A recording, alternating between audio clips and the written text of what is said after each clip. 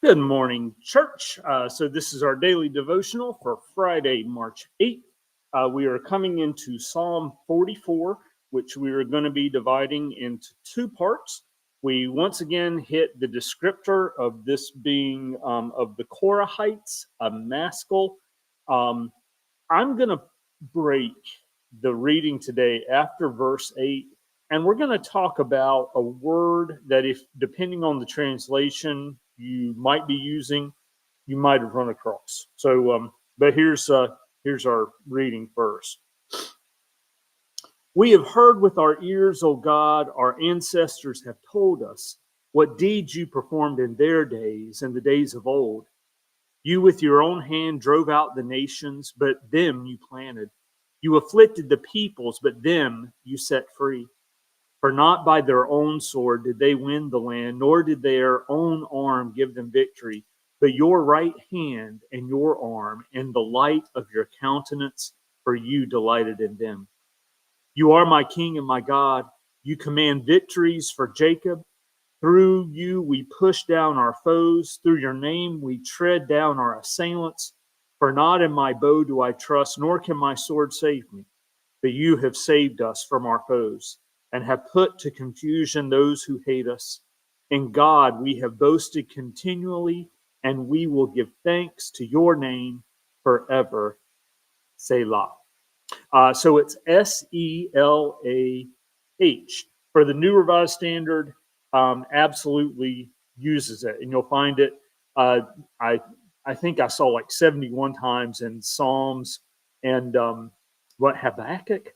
There's one other place where you'll actually see the word. Now, here's the irony: we don't really know what it means. There's a few theories on that particular word. One possibility is that it is a musical notation of a shift that's going to be happening in the piece. For Psalm 44, there is this pretty dynamic shift from the author for 1 through 8, remembering God's power and presence at work with their ancestors. And then ultimately, it's going to be turning to that question of seeking God's presence again, um, having God once again return to faithfulness to this people.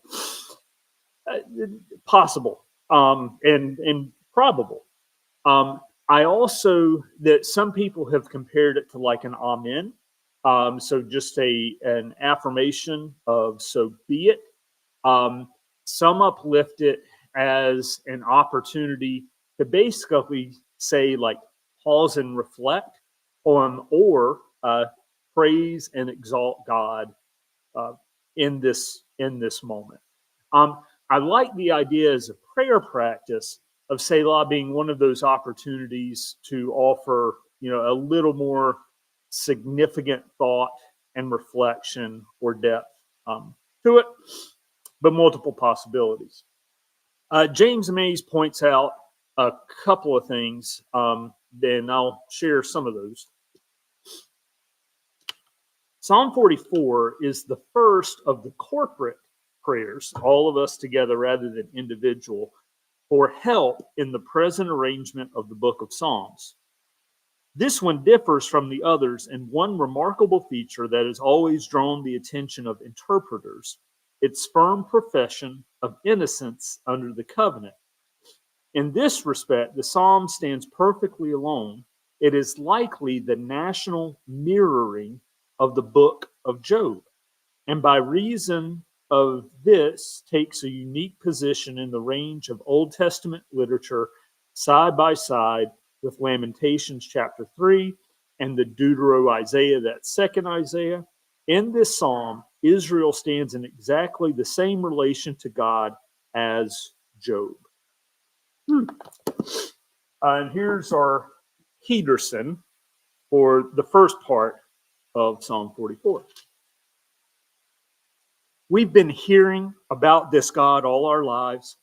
Our fathers told us the stories their fathers told them, how single-handedly you weeded out the godless from the fields and planted us, how you sent those people packing but gave us a fresh start.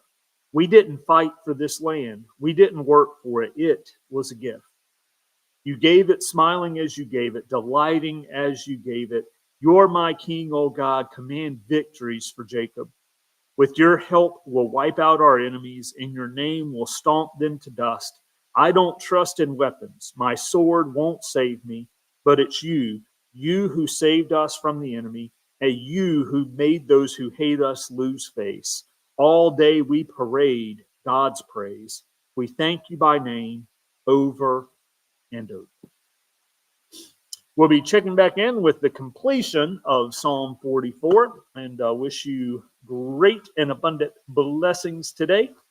Catch you later. Bye-bye.